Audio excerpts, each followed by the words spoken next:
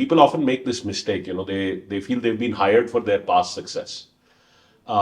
Yes, there is a reputation that they are building, and one that is a successful track record definitely has a contribution.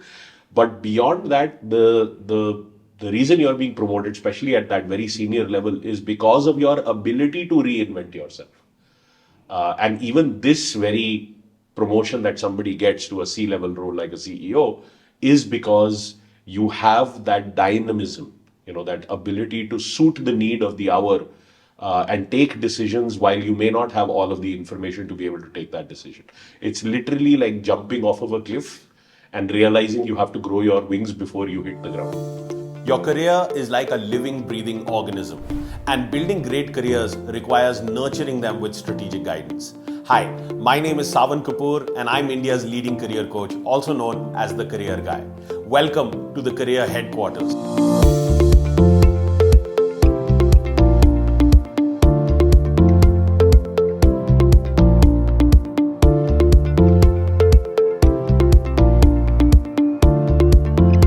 Most comprehensive career podcast on the internet, where I will bring you groundbreaking insights on everything career related. Whether you're seeking a career abroad or wanting to switch industries, whether you are entry level or a mid-career professional or a senior leader, I have seen it all. As an award-winning CEO of one of the largest and most profitable beverage alcohol companies, my career spanned 3 continents, multiple industries, and provided me with an accelerated roadmap to the very top. So if you want to build an exceptional career and 3x your paycheck, this podcast is for you. Welcome to today's episode of Career Headquarters, the most comprehensive career podcast. Hi Savan, how are you? I'm very well. How are you? I'm good as well. I'm excited and happy for today. Yes. So what are we talking about? We have a fun and interesting one today. The topic is, so you want to be a CEO. All right. Okay. So the CEO title is the most aspirational designation in the corporate world. And it seems like Indians, especially on the global stage, they are predisposed to be able to earn this much sought after role. And you had an accelerated journey to this role, and you earned this position within 8 years of starting your career. So what is the biggest learning you had in that journey?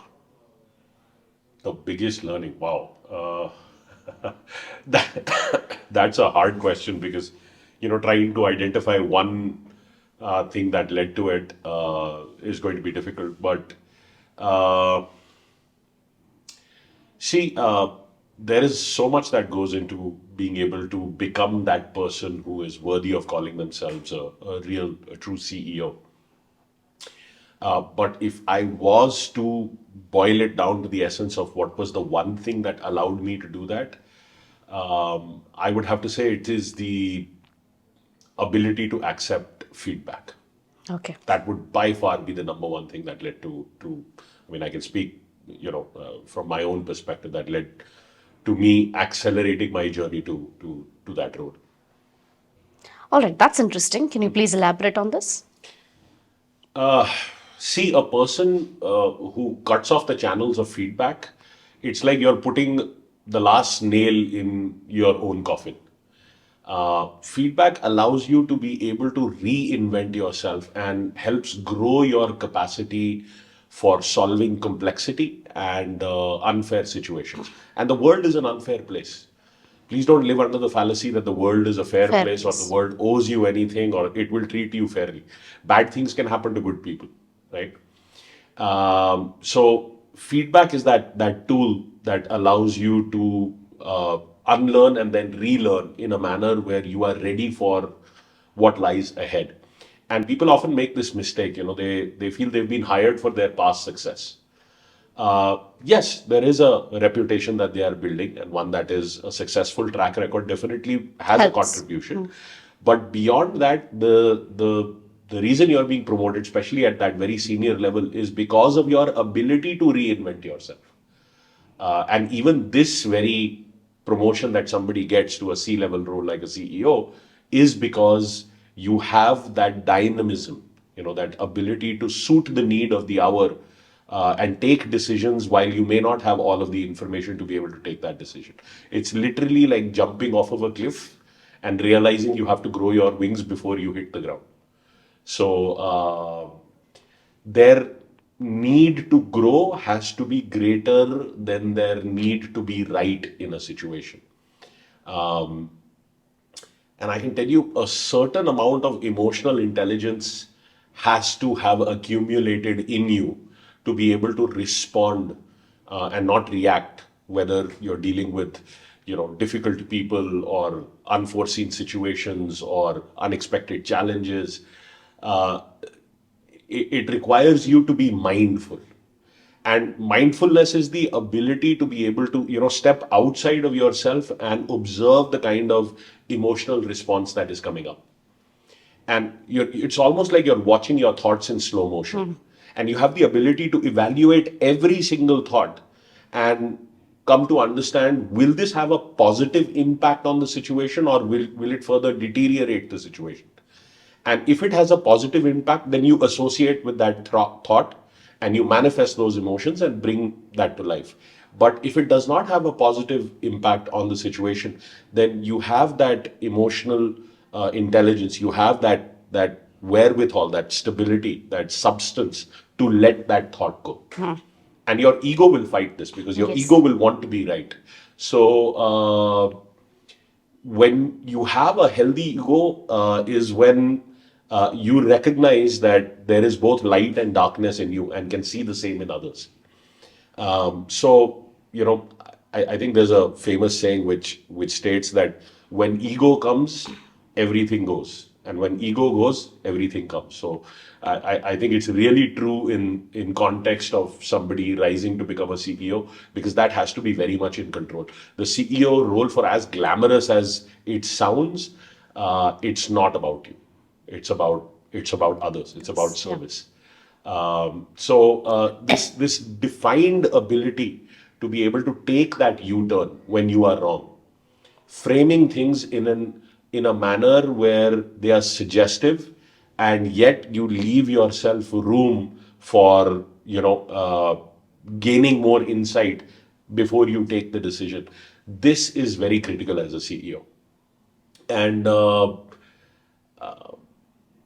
CEOs look for solutions. They are not looking to find out who's to blame. They understand that when you play on a team environment, you're not allowed to say things like, I told you so. Right? Doesn't matter who made the mistake. The focus always has to be, the culture always has to be, let's come together and let's solve the problem. So knowing which battles you're going to fight and which ones you're going to let go is again a very, very important skill at that level. Because there'll be too many barking dogs on your journey. You're trying to go from point A to point B. There's going to be too many distractions. And if you pay attention and stop to respond to every barking dog, you're not going to make it to point B. There are decisions you'll have to take where it is absolutely essential that you have a very major role to play in that decision.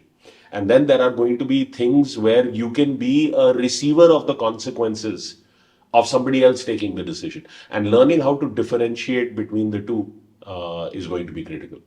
So these are some of the things I think that are very critical if you want to grow to that level and that stature. All right. Can you describe your journey to the CEO role and also your tenure as CEO?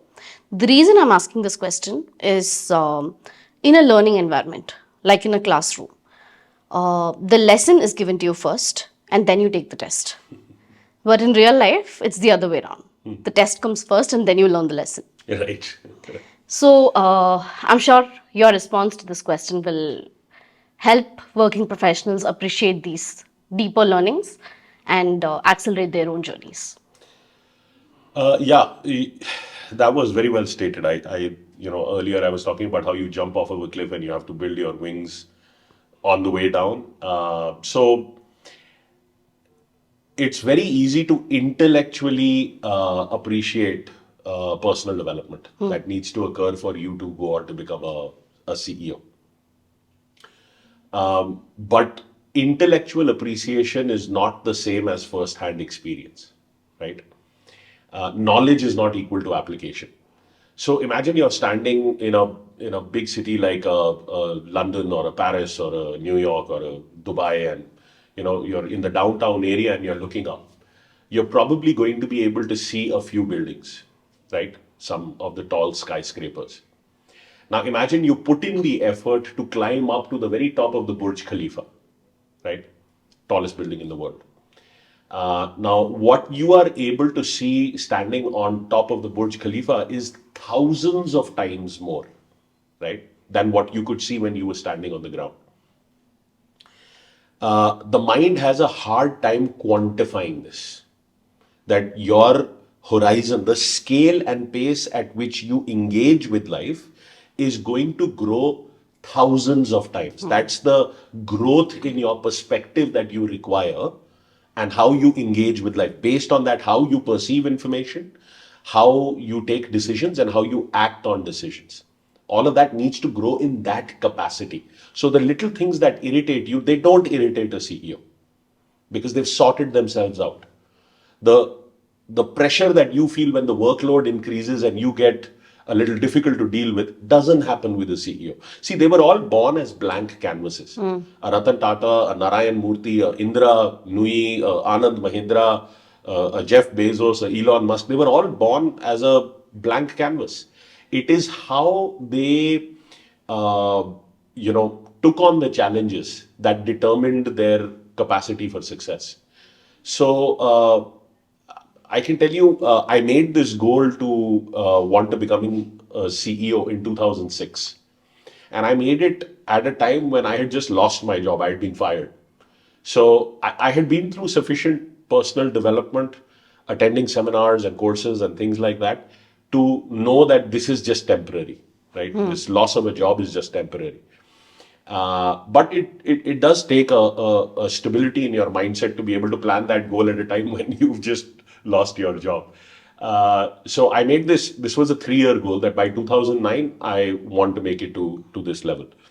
And now I wanted to craft that journey or have input into that journey so that this can actually become a reality by 2009.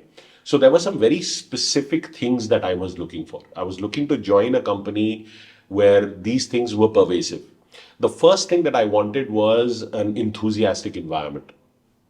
If I'm not having that fun at work, if I'm not wanting to get up and go every Monday, then I know I'm not going to be able to do my best work. Right. And for that, it really needs to align with my strengths. It really needs to align with my purpose, and that takes a little bit of time to discover because you only feel enthused about things when you know you can make a positive contribution, and at the same time it is pulling you out of your comfort zone. You can tangibly feel that you're growing. That is when you're excited. You're working on something that is bigger than you. You're coming together with a number of people, and that's what creates meaning in your work, because we only give meaning to things that are important for us in our life. And when you're able to give meaning to things, that is when you begin to build a commitment. And a commitment is something that will keep you going even when things become very challenging. And if you don't build a commitment, you will not achieve excellence. So that is why I was looking for an enthusiastic environment, because I wanted to achieve that level of excellence. The second thing that I was looking for was a differentiated platform, rewarding great performance or great results, not just great performance, great results, great outcomes. Because you don't get paid for looking busy, you get paid for results. Rewarding great results should not be a new behavior for the organization that I wanted to join. So another way of putting this is, if my work is better than others, then my reward should also be better than others. The third thing that I was looking for, because unfortunately, coming back to that second point, unfortunately, in a lot of companies, what happens is, and we saw this even over the pandemic, they'll find some silly or technical reason, to postpone the conversation or postpone your promotion or your growth. And I think that's really unfair where there are quantifiable results. Correct. Right? You can't just come with a story that I worked really hard this year. We all work really hard every year. So these are the things that I was looking for. A third factor was a sense of ownership. That doesn't mean I wanted equity in the company. What it means is they give me the power and the authority to take decisions. And I knew that as an employee, if they give me the power and the authority to take decisions, then they will also hold me responsible, for the decisions that I take. And that's absolutely fine. That's how it should be. But if you think about it a little more deeply, it means that it should be okay to fail sometimes, because you're a human being. You're not going to take every single decision you take is not going to be correct, right? You can't hit a sixer on every ball, right? So failure must be a very essential learning mechanism in the culture and the fabric of the company. And of course, as an employee, I recognize that I should not fail at the same thing twice. I must have that capacity to learn from my mistakes. A fourth thing that I was looking for was regular access to the CEO. Now, at that point, I had about 5.5 years of experience. To have regular access to the CEO, I could not join a blue chip, huge firm like, a TCS or a General Electric or, a Facebook. I was not at the level of experience where I would have direct access to the CEO. So I was looking for a certain size and a certain scope of company where I could be a bigger fish in a smaller pond, right? And thereby I could learn how to own more of that pond. And again, by owning more of that pond, I'm not trying to say that, I must be the one in control and I must be the one, that gives the final approval on all things. Instead, it's more like, understanding that these decisions are made at that level and being able to observe that. I did not want to learn about this from reading books. I wanted to see the CEO live. How do they create strategy? How do they deal with difficult market conditions? How do they go about fundraising? How do they go about, putting together the culture and the team? So I wanted to observe this process and really have a lot of interplay in this regard. Fifth factor that I was looking for was cross-functional work. So I wanted to work across multiple functions. I really believe that an organization is like a watch. Now there are many moving parts in a watch, and all of them have to work together for the watch to be able to give you correct time, accurate time, and relevant time, right? So I could set the watch wrong. I could set it for 2 hours ahead than what the actual time is. It would be accurate, but it would not be relevant. So, similarly, a company has many departments, many people and teams. And all of these people and teams and departments have to come together. There's a lot of coordination and control that happens within an enterprise for the company to be able to produce excellent results. And when you work cross functionally, your ability to appreciate how the work of one area impacts another area is much more sincere. It's a much more true appreciation. Because otherwise, what happens is people start playing the blame game. This was not my job, or you were supposed to do this and you didn't deliver, and all of that nonsense starts. And people who work cross functionally, their ability to understand how to take decisions that are more fair, that are more balanced, they make better leaders. So I had seen this in the careers of people who had gone on to make some success, and this was something that I wanted as a part of my responsibilities. So I didn't want to be trapped within one silo or one department. I wanted some kind of a function that works across multiple roles. Another factor that I was looking for was project based work. So, if you look at effort versus benefit, you have four choices. You have low effort, low benefit. Those are the things that you need to do every day, like answer to emails or respond to phone calls and all of that. Then you have high effort, low benefit. Those are time wasters. And you can't eliminate them. They're going to hit everybody. And then you have low effort, high benefit. Those are major opportunities. They come once in a while. Maybe 5% of your total workload is such major opportunities. And then you have high effort, high benefit. That is what I call special projects. So I wanted the majority of my work to be that special projects. I wanted it to be the kind of work that takes a lot of effort but produces big results. naturally these would be some of the more important opportunities and challenges facing the company. So if I'm able to produce results working on these most important challenges and opportunities, and they exist at every level, it's not that they only exist at a senior level. There are important challenges and opportunities at the entry level. There are important challenges and opportunities at the mid level. There are important challenges and opportunities even at a senior level, right? And they exist across every function in every company in every industry. So I wanted to align myself with these, because if I'm able to produce a result working on what is the most important things to an organization, then the rewards that will flow back to me will also be big, right? So it was all aligned with how to create that acceleration in my career. And then I can tell you, one of the things that this also does is that it made me think about, like I was talking earlier, working for a smaller or a mid-sized company, right? Because I wanted to be that bigger fish in a smaller pond, and I would actually prefer if it is a family-run business, because my own background was from a family enterprise. And I understood the dynamics, the nuances, the delicacies involved in how to shape and contribute in a family business environment. The other thing that cross-functional roles enable is a horizontal promotion. And that is where you are not dependent on the company. You're expanding your scope and how indispensable or important you are in the organization. You're expanding that scope, and there are a number of strategies that you utilize to do so. But you're not dependent on the company and the performance appraisal cycle to earn a promotion. This gives much more control in your hands, and most people don't even know this. And the last thing I was looking for was the opportunity to build great teams. Because this is an essential rite of passage if you want to make it to senior roles, and you want to make it to senior roles quickly. I feel there are two essential rites of passage. And, I can tell you that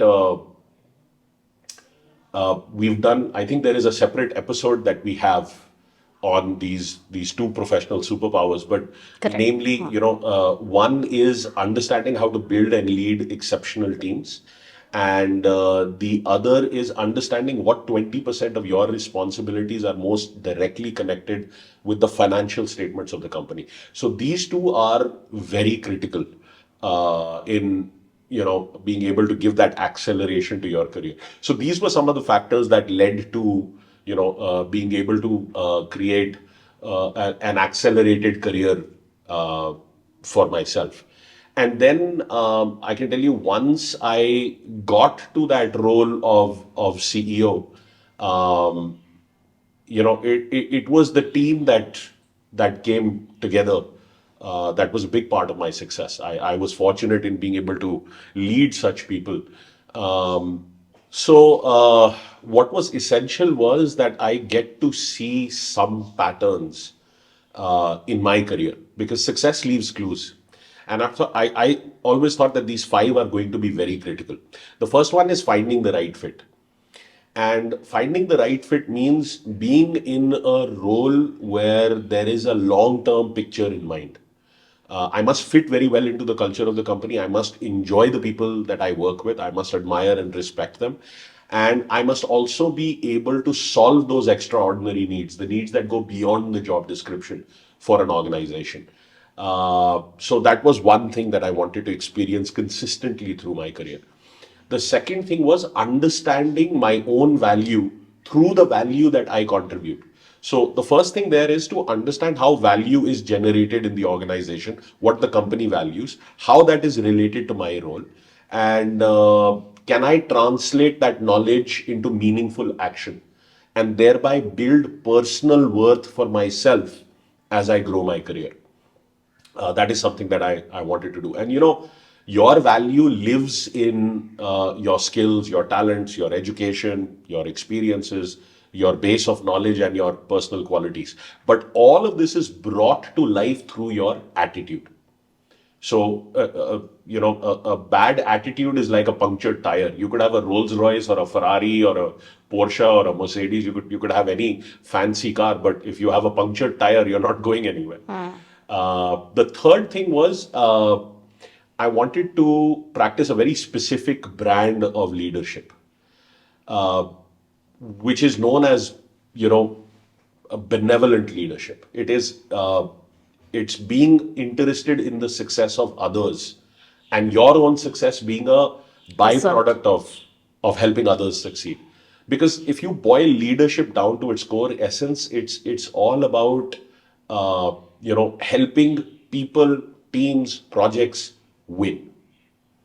And you can't claw your way to the top of a company. You can't step on other people, be aggressive, be the center of attention, try to become that superstar and grow yourself. That it has to be very humble. That entire journey has to be very humble. Uh, when you're taking blame, you're looking in a mirror, and when you are giving credit, you're looking through a window. So I wanted to practice that type of leadership, and it's really hard. It's very fun to talk about. It's very difficult to do in reality. Because your ego again will have to have become that developed where you're not trying to, come into the spotlight. Where not that you're avoiding it, you're confident, but you're not arrogant, right? And you will notice that the more you don't take credit, the more credit will come to you, right? So it was all about practicing, and that was very challenging for me because if I put in that kind of work, I want to be recognized for it. So that was one that I struggled with for some time till I finally got it that this is the only way, because it's who you become that people want you to be the leader. Um, then another thing that was important was being able to overcome this permission paradox. You're trying to get a role where you don't have experience. So you can't get the job without getting the experience, and without getting the job, you will never get the experience, right? Correct. So a better way to say this is you can't get the job without getting the experience, and to get the experience, you first need the job. Um, and there are a number of strategies that you can use. Some of them are very direct, some of them are implied or not direct, to be able to break past this problem. But for each person, what strategies you will use are going to be different because each person has had a unique career journey. So, how these will come together, and this is also something that helps you switch your career meaningfully. You want to move to a different industry, you want to move to a different function, or you want to change both industry and function. You have to look into this and create the right plan. And the last one was that 20/80 rule, where you have to know what 20% of your responsibilities are most directly linked with the financial statements of the company. So these were some of the things that I really wanted to understand, because this grows the very scale and pace with which you're going to be able to produce results. See, a company is going to have a set of core values, and they are going to have business results that every position is responsible for. And again, if you look at it on a graph, there are people who are not following the core values and are not producing the results. They are not going to remain in the company. Then there are people who are following the core values but not producing the results. Now, values are harder to train for, so those people need a second chance. They need to be given the technical training to be able to produce the outcomes that are expected of their positions. A third is people who produce the results but don't follow the core values. Now, the problem with those people is that their promotability is in question. They are not using the right means to produce the results, and at some point, it's going to cost you. And the fourth is, of course, people who are producing the results and following the core values. Those are your CEOs. yeah, those are the ones who will go on to achieve that kind of success. Uh, but if you look at it, from the perspective of an individual's career, then careers have these 6 stages. A 30 to 40-year career will have these 6 stages. You can't skip any stage, but you can accelerate your journey through these stages. And for that, that personal development needs to have taken place before time. That is what the formal system of education does not, empower people with at the moment. It gives you subject matter expertise. It doesn't give you that the soft skill training to the degree that it needs to. Uh, the first stage is the aspiration stage, and this is where you are about to step out of college, come into the world of work. That level of personal development that needs to occur for you to make a meaningful decision with regard to what it is that you want to do, that typically does not happen by that time. So a lot of people get into a misaligned career where they've taken a career decision based on some kind of pressure, parental pressure or Peer pressure. peer pressure or societal pressure. But if you play the game right there, then you enter the second stage, which is now you've started to work. You're in a stage called the promise stage. It's the promise of your potential that is, driving your worth. You don't have experience, but you have a lot of potential. The promise that you are making to an organization is big. Somebody's taking a chance on you. They've placed a bet on you. And the mandate of this stage is to let deep learning take place. And that will only take place if you ask questions. And that's the only capacity in which you open your mouth. Otherwise, keep your mouth shut, keep your ears and eyes open, and practice deep observation. Why are they doing what they are doing? Right? So, if you get that stage right, then you will move to the momentum stage. And this is really a make or break stage. Most people will not be able to go past this stage.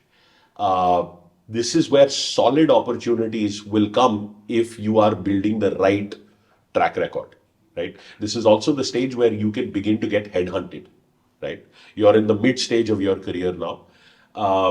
And the reason I say this is a make or break stage is because if you don't learn at this stage how to manage other people, if you don't understand how the business connects to the finances, then you will not be able to make it past this stage. So these essential rites of passage literally come into play at this momentum stage. Now, if you make it past that stage, then you will get to what is called the harvest stage. And that is the beginning of your senior leadership journey.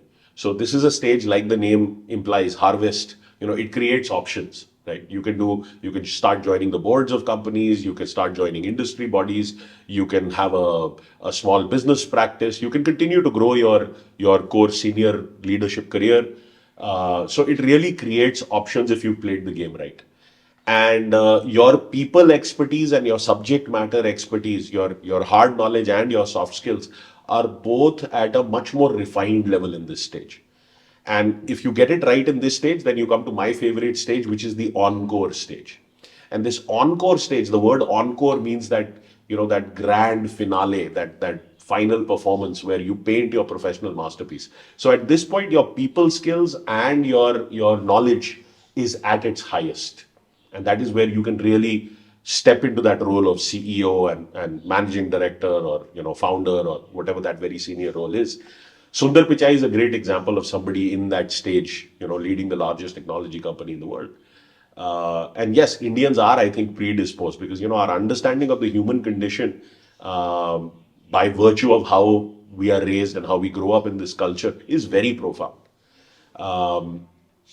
So, and if you get it right there, then you get to the sixth stage, which is the legacy stage, how you will be remembered. For example, Steve Jobs has a very powerful business legacy. Ratan Tata has built an incredibly amazing business legacy. Kalam Azad built an exceptional legacy, and how he's remembered, as a shining beacon of inspiration for leadership. So you're going to have these six different stages to your career, and in the context of my own journey, the idea was to accelerate these stages. So if you don't follow the mandate of the stage, you will not be able to accelerate your journey through a stage. And that is where you can really significantly reduce the total journey from when you enter to when you become CEO. And it's very important to strategically manage that with strategic intent. Otherwise that breakthrough will not occur. And once I became CEO, I mean, it went on to become the most profitable player in the industry. Our profitability was 6 times that of the industry average. So it took a lot of tweaking with the business model. It took a lot of innovation. It took, challenging industry standards. But the team was everything. It was the team. I had a very supportive boss. Uh, I had earned the right to be able to, take some calculated risks, and it was a really fun journey. So I think I've answered this question with a lot of detail here, but I think it was important. You were asking from a perspective of what people can learn from, the depth of such a journey. If you haven't done it, you're not going to be able to give it to someone else. And I see a lot of, the coaching industry is booming. I see a lot of people saying they can teach you how to become a CEO. But if they've not been a CEO, they have 5, 7, 10, 15 years of experience, but they've not gotten to that level in their own career. The higher you go, the more silent and the deadlier the politics can get. And if you haven't faced it firsthand, then you're not going to be able to teach somebody how to walk that journey. And that is where there is a difference between an influencer and a coach. An influencer is learning magical wow factor knowledge quickly and creating followership, whereas a coach has done it in their own life. So it's very important that if you've not done it yourself, it's going to be really hard to teach it to somebody else. Wow, I'm just taking all of that in. So much wisdom. What is the role of a CEO in today's modern day business world? And what all do they need to know? Well, I think the first thing to know is that they don't know everything, and they are willing to learn. But that said, I mean, they've been given that job because they have a track record, and they know how to reinvent themselves to be able to adapt to that environment and situation. In terms of the areas of responsibility, some of the things that come to mind is they have to be able to help build vision and strategy. They are responsible for the leadership and the culture. They have to have the financial management acumen. They have to understand elements of corporate governance. They have to have an appetite for risk, so how to manage risk in the enterprise, whether it is your product or service portfolio, or whether it is risk at a more intangible level, with your bench strength and other salient factors, intellectual property, so much more. They are ultimately responsible for operational efficiency.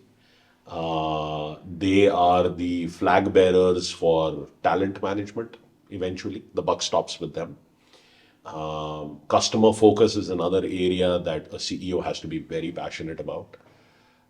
Investor relations, how to manage people and that inflow of funding to be able to scale and grow, especially today in the number of startups that are coming up. It's a very essential duty for a CEO. I would say brand reputation would be something that they have to care, very explicitly about. Innovation and technology would be another major area that they have to pay attention to. Sustainability and corporate social responsibility. I mean, it's a full complex job, stakeholder management. So how does a CEO manage the board? The independent directors, the chairman of the board, so on and so forth. Mergers and acquisitions. There is organic growth, but you can also grow by being able to buy market share at a fair value or a better than fair value, and continuity and succession. So this, like when you first started, you were saying it's a very aspirational job. Yes, but there is a lot to it. And, it's very easy to say, I want to go on to become a CEO. But now I've mentioned maybe about 15 areas. So think about how much do you know about these 15 areas, right? So if you take one, for example, let's say you take something like vision and strategy. So what does the CEO do when you're talking about vision and strategy? So you have to develop a clear and compelling vision for the organization, and it has to be inclusive. It has to take input from the grassroots level up to your senior management team and then put forth. You have to collaborate with finance to align the financial goals with the strategic objectives, right? Finance must be able to power that strategy. You have to ensure that this strategic plan is financially sustainable. You'll not run out of money or run out of steam as you begin to execute that plan. There has to be a regular review, an update of these strategic objectives based on how the company is producing results and how it is performing. Because again, business is a very dynamic environment, and things are going to change. Competition is going to come up. Somebody is going to undercut you. Somebody is going to develop better, products and services. Uh, then you have to create that company-wide understanding and alignment with that strategic objective. Everybody must be pulling in the same direction. So KPIs for departments and roles have to be mapped in a manner where it's an effort that is compounding, and everybody is rowing towards the finish line. And it's not that in the same boat people are rowing in two different directions where the boat is just stagnant and not able to make any progress. Um, and you also have to evaluate the impact of, when it comes to strategy and vision, you have to evaluate the impact of industry trends. You have to evaluate the impact of market conditions, of the competition, and you have to have that dynamic flexibility, which is also known as contingency planning, right? And you have to communicate and build consensus with all stakeholder communities. So if you look at just this one area, which is vision and strategy, there is so much in here. Um, I'll give you, another example. Innovation and technology, another area that a CEO is responsible for. So what does a CEO do there? You have to, one, foster a culture of innovation that has to be imbibed across the entire organization.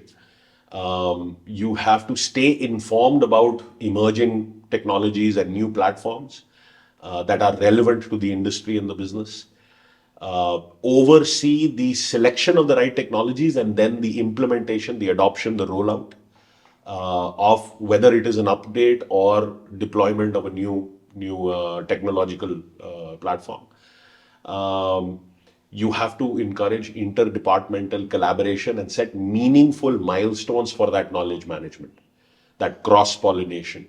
So truly innovative solutions and that means anticipating the need of how your customer's requirement is going to change. Can you do it better? Can you do it faster? Can you do it more economically? Can you do it in a simplified manner? That's how you're going to eventually be able to steal market share and improve your profitability. Uh, it is advanced level of problem solving in using technology. You have to invest in R&D activities, research and development. So, for example, today, India as a country is largely buying its weapons from other nations, right? From Russia or from the United States or other countries that have those proprietary technologies. And of course, we are trying to get that technology transfer to happen to us also because we also want to come up on the world stage. But had we invested in our R&D capabilities to that degree, we would own these technologies today. And we have to start somewhere. So I'm very glad to see that now that is starting to happen, in this particular industry and in this space as well, with arms and ammunition and weapon technology and national security interests and all of that. But this is the advantage of economies and countries that had that mindset, because R&D activities may not pay off for a very long time. You have to refine that technology and seed that technology, and somebody else can come up with a solution that's better, because nobody has a monopoly on great ideas, right, and how they are brought to life. So these are some of the things that a CEO has to do. I mean, you have to be prepared for that potential technological disruption, right? I mean, that's what happened to Napster when the iPod came out, right? The entire music industry changed. Electric vehicles is starting to cause that, especially with the two-wheeler segment now in India. So you see these technological disruptions happen all the time, and if you're not able to adapt, because it's not going to be survival of the fittest, it's going to be the survival of the quickest. So I think these are some important things. Now, I've just detailed 2 areas Great. out of a list of 15 that I could recollect off the top of my head that a CEO is responsible for. So it is going to be the most demanding, the most challenging, but at the same time, the most rewarding job that I ever held up until that point of my career. So it's very easy to say or to have that goal. But what most people don't understand is the reason in the traditional model it takes people 20, 25 years to get to that level of subject matter expertise and interpersonal skills is because there is a lot to learn before you can really lead an organization. And I think our advantage is to cut that time by two-thirds. What otherwise in the system takes you 20, 25 years to go on to achieve, how do you do it in less than 10? How do you do it in 8? You know, because your success over a factor of time is going to determine the trajectory of your rise. And it has to be sustainable. The idea is not just to touch success and then fall off. You know, becoming Right. successful and staying successful are, again, two very different skills. In fact, I think staying successful is more difficult than becoming successful. And then to be able to grow your success repeatedly from that platform, that's yet another third skill. So the road to becoming a CEO is paved with personal development. You're going to have to look inwards again and again, to be able to reinvent yourself. And that's why I was saying the value of feedback is so critical. There was a little poem I had made, which was Google खोजा Yahoo खोजा और खोजा है Bing कहत कबीर अरे सुन भाई साधु you have to खोज within. So you can look Nice. on Google, you can look on Yahoo and Bing, but a wise man once said that the answers will only come from within. And you want to make it as a CEO and you want to be a successful one, then you have to have this ability to be able to introspect and look inwards repeatedly, take counsel, take criticism, and be able to grow from that perspective. Because life is not about, it has an infinite capacity to hit you. And you don't win in life by trying to hit it back. You win in life by learning how to take all of that and yet keep creating progress. So that's the job of a CEO. Okay. So you earned an Outstanding Achievement Award during your tenure as CEO from your industry. And now I can appreciate that it's not about getting that corner office and all the perks and benefits that come with it. Yeah, it's very easy to glamorize the job of a CEO. Right. It's very easy on social media to go after people who are earning that level of remuneration and say, oh, this guy makes so much money as a CEO, must be a cushy life. What you don't see is the All the hard work, hardships. the crazy accelerated learning, the humility that person had to achieve, the number of the amount of times they had to fail and yet get up, the bitter medicine that they had to take to become the person that they are becoming. And for them, it's not about the glamour and the money, it's about service.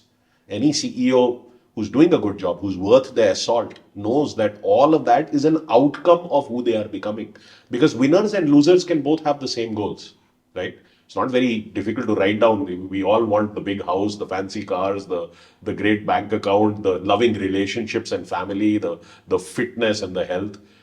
But it's execution that makes the Matters. difference. And some people make it and some people don't make it. In fact, the majority don't. So, not everyone can be a CEO, but a great CEO can come from anywhere. And I think today in India's story, what we are seeing is that accessibility to become a CEO is available to people in, tier 3 towns, right? Right. So it's not anymore just about the privileged or the elite having that Right. opportunity. And we are seeing it play out on the global stage. People who came from very ordinary or rather humble backgrounds have been able to make it to positions that are, exceptional. So So, to any working professional who's watching this or listening to this, how can they begin their career? Begin their journey towards becoming a CEO. How do you shape your career in the right manner?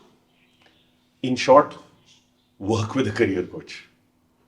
because otherwise you will end up spending too much time in experimenting with your career. Correct. In a lot of hit and trial in what works and what doesn't work, and you may not even know what to try and in what priority order to try it.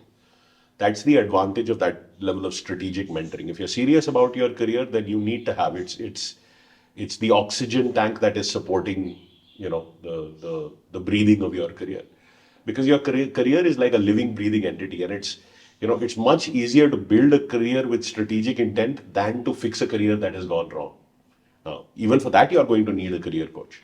Uh, like they say, it's easier to raise a mentally well balanced child than to fix a damaged adult, right? So your career is like that child. Uh, because as you grow, you look at these four sides to yourself. There is a side to yourself that you see and the world also sees. That's your open self. These are behaviors you're capable of that the world can also easily identify. Then there is a side to you which is known as your blind self or your blind spots. These are behaviors that you exhibit that the world can see but you cannot see. And all of your limiting beliefs, the scale and pace at which you are engaging with life lives in this area. So we were earlier talking about the Burj Khalifa. The CEO puts in the effort to climb the Burj Khalifa to grow their perspective thousands of times more than somebody standing on the ground and just admiring a few tall skyscrapers. But in climbing that, their knees hurt, their muscles ached, they sweat, right? They run out of breath, they feel thirsty. And it's very easy to intellectually appreciate that all of these things happen, but try climbing the thousands of steps instead of taking an elevator to the top of the Burj Khalifa. So there is a learning, a fear, a vulnerability that you go through in that first hand journey. And when that journey is guided, that is the only way it can be accelerated. So the scale and pace is going to change entirely if you get that level of mentoring. And then there is a third side to you. And that third side is behaviors or things about yourself that you know, but you hide from the world. And all of the trauma that you may have faced, emotional trauma, any mental scarring, you encountered something in your life that your mind at the time did not have the tools to process, right? And it became a repressed emotion, something that you keep buried inside you. You've not processed it, because that again will impact the scale and pace at which you're going to play in your life. Are you playing in millimeters or centimeters or meters or kilometers or light years? And that's a personal decision you have to take. uh, so if you don't process that, it's going to forever limit you, because if you don't know how to forgive those things, and they are not easy to forgive, some of it can be, very deep cuts into your very soul. This happens with all of us. So if you don't know how to forgive, you will not know how to heal. And if you don't know how to heal, you will forever remain a prisoner of your past. And that will not allow you to move into the future, or at least allow you to move in a meaningful way at the scale and pace that you may deserve or desire. So it's very important to process that hidden self, what you hide from the world. And then there is a fourth area, which is your unknown self. And that is, that could have positive potential and negative potential. So when I work with students, I know how to process all of these areas to be able to bring out, the version of themselves that is capable of solving unfair and highly complex situations. Because that is what is needed as a CEO. And the world is an unfair place. You're being rewarded for your ability to solve unfair and highly complicated situations. Right? The greater the complexity you can solve, the more the money that will flow to you. Right? So I would say if you want to take that first step, work with somebody who's walked the journey before you, and for that you have to select the right coach, because it's not a one size fits all, right? Uh, there is no predetermined path to this. It has to customize to your journey. So we have a framework that is highly customized. There is a common framework, but it is very customized, because somebody will need more help with the interviewing, somebody will need more help with the targeting, Right. somebody requires greater doses of personal development. Somebody requires greater doses of the career strategies. So it is, it has to be customized, and you have to look beyond the marketing. There has to be verifiable results. They have to have done it themselves. They have to own that system. It must be original. It must not be something that you're trying to copy, paste, and teach from someone else, because then you will not have that level of mastery over it. And the third thing is that it has to be thought leading, and yet it has to be tried and tested. It has to be relevant for the world of today, and yet it has to be tried and tested. So in short, if people come and attend our masterclass, they'll begin to understand how we take on such assignments, and then how we work students through that process so that they can tap into that version of themselves that allows them to begin that journey and accelerate that journey, no matter where they are in their career, whether they are at entry level, because entry level people have a long runway ahead of them. And the sooner they learn this, the sooner they will create a sharper rise. Mid-career professionals, the sad truth is the majority of them have already landed up in a dissatisfying career, right? So how do you fix that and get back on track? And senior leaders, many of them are starting to deal with senior level issues, right? Their enthusiasm is now waning. They are feeling outdated as far as technology is concerned. They feel that their priorities are shifting in life. How to keep gunning for that role? So, different factors affecting different segments of the workforce population. But come attend so that you can understand how to write that encore, that final chapter, which puts you into that stage of having a powerful business legacy or a powerful personal legacy that you want to your life. All right. I think in this episode, you've given working professionals something that they cannot get from anywhere else, because you spoke from your experience and the wisdom that you gained from that experience. Yeah, I mean, there is a value to, burning your own hand in the fire and realizing that fire is hot. So, and why, while mine was an accelerated journey, I still feel I should have moved faster. I should have experimented more. I should have failed more. I should have been willing to take more risks. And if there was such learning available at that time, that could be imbibed. See, today technology connects us in a very powerful way. At that point, you still had to travel for such, knowledge, and take time out of your calendar and go book a hotel and show up there. And somebody's talking about personal development. Somebody's talking about, one or two strategies that apply to a particular industry. So all of that, collecting, curating, imbibing, hit, trial, experimentation, and then crafting something that is powerful, that is really a distillate of 25 years of experience. It's been a lot of fun, but at the same time, it's not for everyone. You cannot just be interested. You really have to be committed. And starting will always be the hardest. It's always confusing in the middle, but the ending is always beautiful. If you stay committed to that journey, the ending is always glamorous. It's a lot of fun. So, all right. Thank you so much. Cool. See you in the next episode. See you in the next one. Thank you for listening to this episode of The Career Headquarters, the most comprehensive career podcast dedicated to building exceptional careers. If you enjoyed this conversation, please share this with someone you think would benefit from the ideas and the insights shared on this episode. Don't forget to subscribe to the show on Spotify, Apple, Google, Overcast, Castro, or Breaker. If you want to learn more about building an extraordinary career for yourself, I invite you to come attend my free Power Up Your Career live workshop. In this workshop, I will teach you the step-by-step process of landing your dream job in less than 90 days. The link to register is in the description below, and I will see you live at the workshop.